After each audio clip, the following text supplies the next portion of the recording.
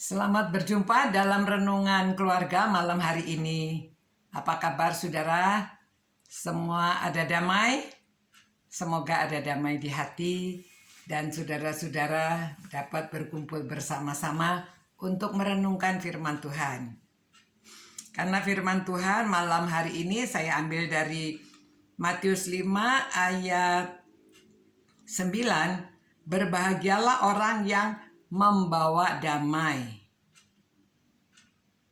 karena mereka akan disebut anak-anak Allah. Ya, orang yang membawa damai. Nah, saudara, orang yang bagaimana yang bisa membawa damai? Biasanya orang bisa membawa damai itu dia tidak memikirkan kepentingan dirinya sendiri. Dia memikirkan kepentingan orang lain. Jadi demi orang lain dia mau melakukan sesuatu. Dia mau mendamaikan. Kalau ada yang bertengkar, dia mau jadi penengahnya karena dia bisa melihat sisi-sisi di mana supaya orang bisa didamaikan. Jadi baik kembali ya. Salaman. Nah, saudara-saudara, memang pembawa damai itu kalau manusia biasa yang paling terkenal Ibu Teresa. Saudara jangan bosan, kemarin saya menyebut Ibu Teresa, hari ini menyebut lagi Ibu Teresa. Karena memang kagum sekali, orangnya kecil tapi hatinya besar. Dia mudah mengampuni, dia dapat melihat orang. Kalau dia tidak tahan melihat orang yang susah, dia selalu turun tangan untuk menolong. Supaya orang mempunyai damai di hati. Karena uluran tangannya. Banyak orang yang sakit, banyak orang yang hidupnya susah, dia mau datang. Sampai dia mendapatkan hadiah Nobel. Hadiah Nobel itu, wah, kriterianya berat saudara, dan panitianya banyak, ditinjau dari berbagai segi. Kemurniannya, apa yang dia lakukan benar-benar membawa dia mendapat hadiah Nobel perdamaian ya.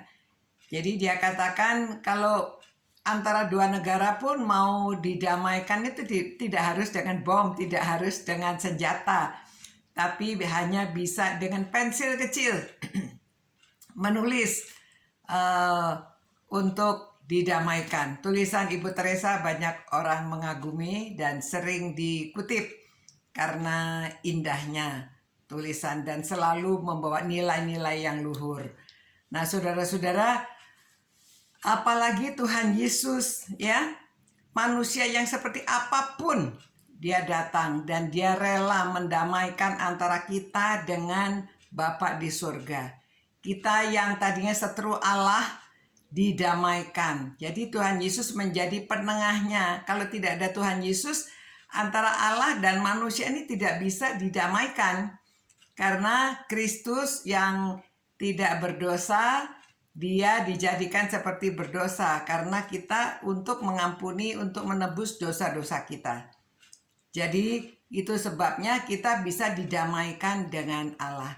Jadi Yesus itu pendamai utama. Tapi manusia yang bisa menjadi pendamai, yang pembawa damai disebut anak-anak Allah. Nah, kita disebut anak-anak Allah juga karena kita yang sudah percaya pada Tuhan Yesus. Di Yohanes 1 ayat 12 ya. Kita diberi kuasa untuk menjadi anak-anak Allah karena melalui Tuhan Yesus yang menyelamatkan kita.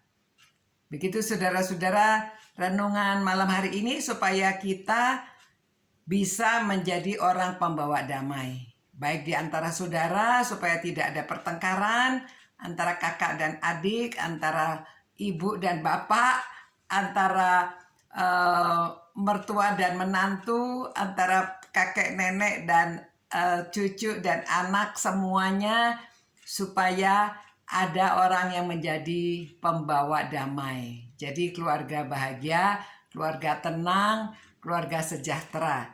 Diperlukan pembawa damai supaya kita disebut anak-anak Allah. Ya, memang kita sudah disebut anak-anak Allah karena kita sudah percaya dan sudah menerima Tuhan Yesus.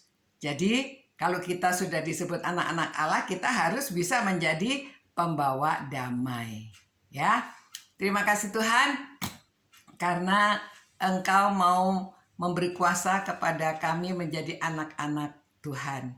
Terima kasih Tuhan Yesus yang mau menjadi pendamai kami, orang yang berdosa dengan Allah yang suci, sehingga kami dapat didamaikan.